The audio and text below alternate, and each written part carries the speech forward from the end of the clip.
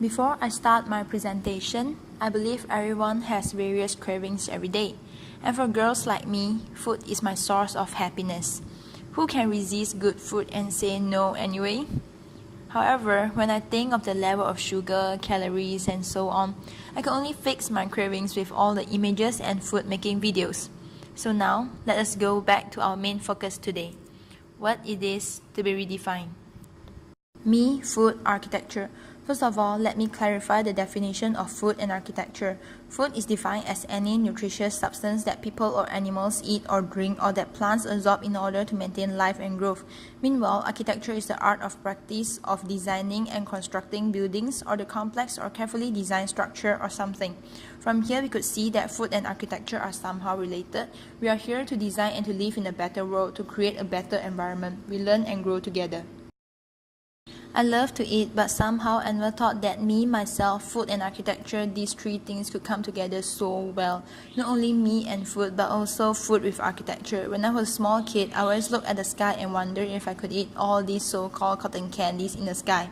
Imagine that the world is filled with edible candies, chocolates and ice creams.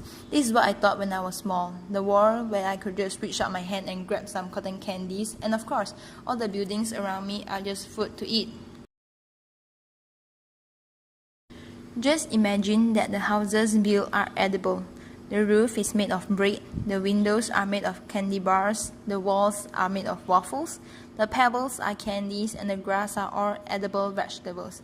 It is already fun when you imagine it. What is more fun when this is a reality? And I guess poverty doesn't exist in such condition. Food is everywhere, and all you have to do is reach out your hand and grab it. Well, after all, what makes me into food and architecture was the movie Charlie and the Chocolate Factory. The movie settings is all about chocolate factory when there's chocolate river, candy bars as trees, mushrooms all the way. It influenced me a lot when I design, as design is always about creativity and think outside the box. The fantasy of what humans wish to live in is no longer a fantasy, but as a reality for us to live in.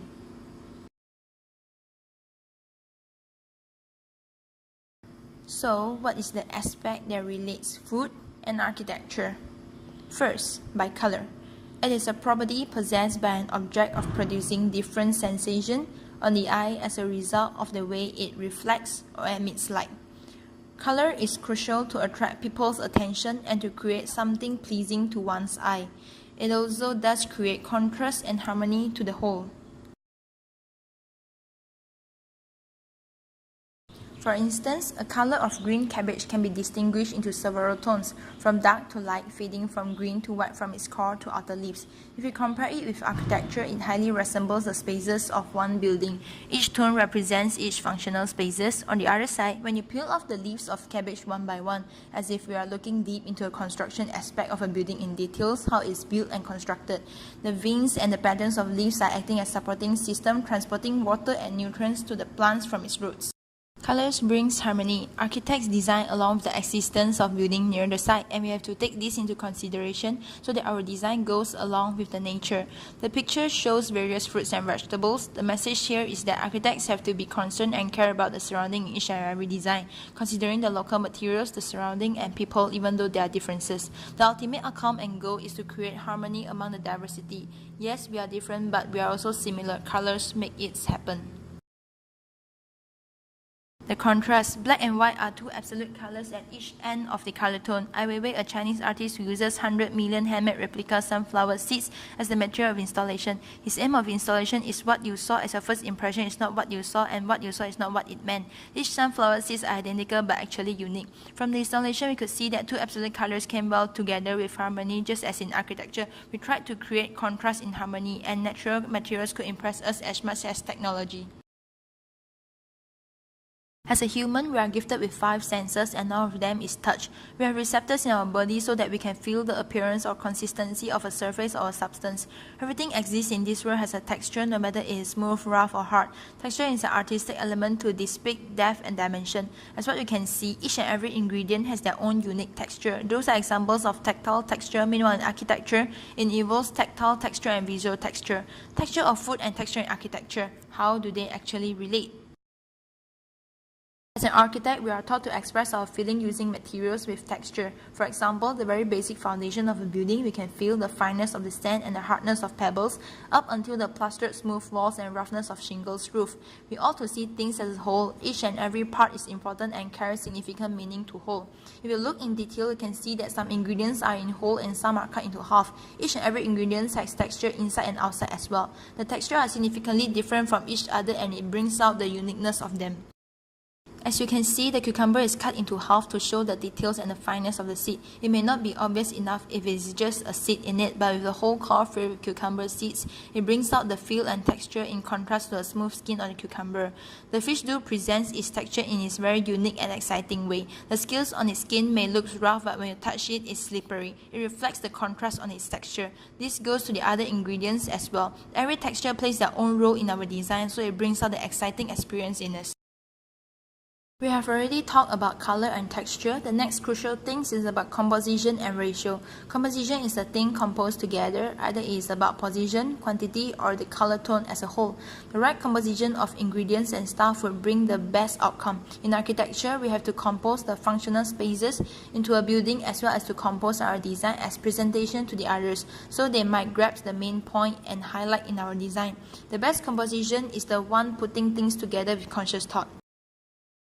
Like what I've mentioned earlier, composition in food making not just about right ingredients and right amount, it's also about order. I believe the picture on the slide has shown the best example of composition. First, it consists of the right ingredients as well as the right amount and position. Secondly, the photographer arranged the ingredients in a way that is pleasing to a viewer's eyes. Besides, using light colored tone background is fit into the whole composition so that the bright colored berries are placed in the center, which represents the main idea of the dessert. It is straight to the point without confusing the readers which is the main point and which is not.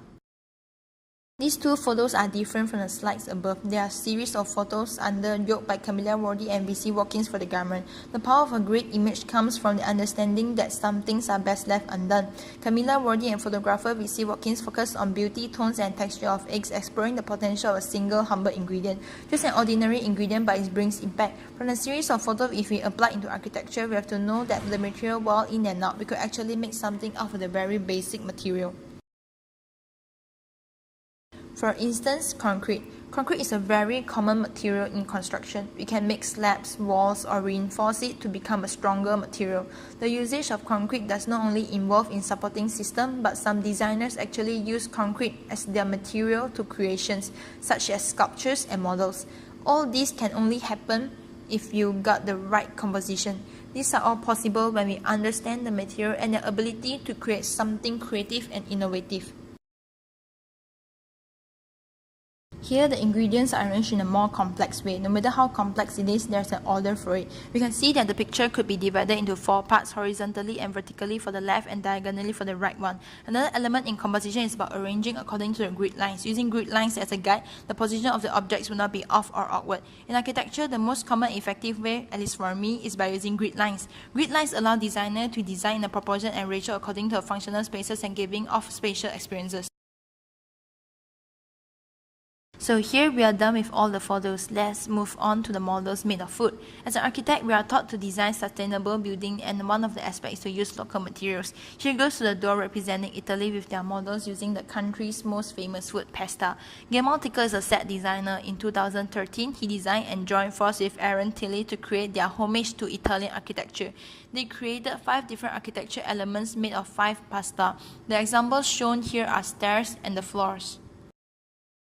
Here is a salmon fishing hut and blue cheese spiral staircase by Tekla Severin. He is an interior architect who works in multidisciplinary field of art direction. We can see that he uses the texture and color of materials wisely. The skin of salmon becoming the roof of fishing hut, and the flesh becomes the walls with the patterns of salmon flesh as decorative element. For blue cheese staircase, somehow the dark spot on the cheese do resemble the footprints from humans stepping on it. The rough surface of the blue cheese also gives off vibes of an ancient staircase. When you are still wondering about how food can be used as model materials, Carl Bean, Aaron Towley, and Ian Graham had come up with a fun project for Kinfolk magazine. They created these pieces for Winter 2014 issue, and the trio made a series of games that are constructed from typical winter treats. On the left is Cheese and Cracker House, and on the right is Shortbread Jenga. The trio has just added more fun into model making using food, and now you can even play games with it. This is the beauty of architecture when it meets food. Someone might wonder what if buildings in real life are made of food, how it would look like. Well, 7 famous art gallery has been recreated with gingerbread and candy with Kathleen Levin and Henry Hargreaves. As you can see here, this is a photo of Guggenheim Museum in New York by Frank Lloyd Wright. Can you imagine that this model is actually made of icing, gingerbread, cotton candy, and candy wrappers? The precision on recreating the real building takes effort and challenges. The texture of gingerbread has becoming the texture of the wall and it looks real. Besides, Karuizawa Museum in Nagano by Yasui Hideo has also been recreated. Not to mention it is created with chocolate, gingerbread, cotton candy and also sour flush.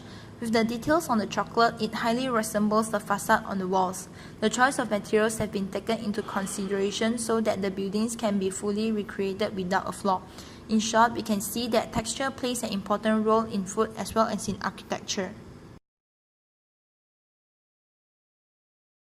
Next, we can see that this is the Louvre in Paris pyramid extension by I.M. Pei.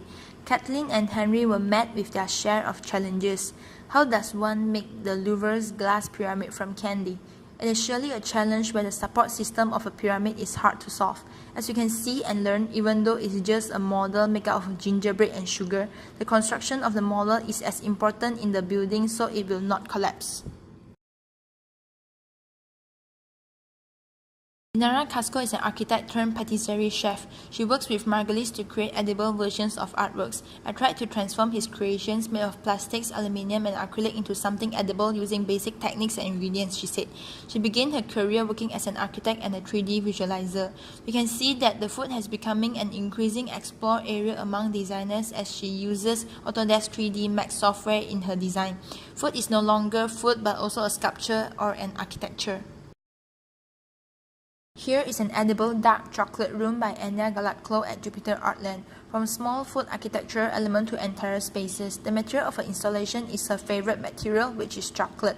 Her desire is to interact by picking, licking or stroking the chocolate-covered walls. This installation shows that the new usage of materials as installation could be interactive with human. This has become a new sensation and experience in architecture. Who says that chocolate couldn't become a room? While we're on it, let's go to a bigger scale. San Francisco-based artist Liz Hickok draws inspiration from her immediate surroundings where the geological uncertainties of the landscape evoke uncanny parallel with the gelatinous material. Her site-specific gel installation introduced the viewer to a more physical experience involving smell, movement, and a desire to taste. The consideration on landscape of San Francisco does impress me with a choice of material which is jelly.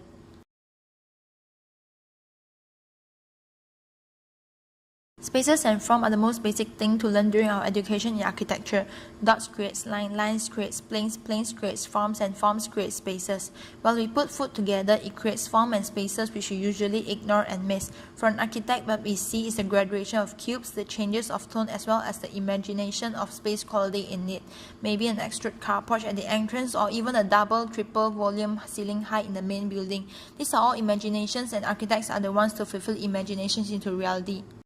Besides form and spaces, we also care about rhythm. These 3 photos have shown the elements indirectly, as rhythms refers to any movement characterized by pattern recurrence of element or motifs at regular or irregular intervals. Rhythm incorporates the fundamental notion of repetition as a device to organize forms and spaces in architecture. We can see some of the ingredients are repeated in rhythm. It shows the movement and the flow of the ingredients. It is more impactful when you see these in slow motion to enhance the rhythm of the ingredients. Order is an important element either in food or architecture. In food, we need a precise order to produce good food. Every dish is produced step by step and in order. If you take this into architecture, each building and designs have their own order, from design to construction stage. Order refers not simply to geometric regularity, but rather to a condition in which each part of a whole is properly disposed with reference to their parts and to its purpose so as to produce a harmonious arrangement. In short, order is what makes good food and architecture. In conclusion, food is highly related to architecture, no matter it is in color, texture, composition, order, as well as in model making. From what I've mentioned above, we could see that architecture elements could be found in food or food in architecture. I once thought that my dream of having cities made out of food has been demolished, but it exists in another form, indirectly, waiting for people like me to explore more about food and architecture. Hence, architecture is redefined in my very own way with food. Thank you.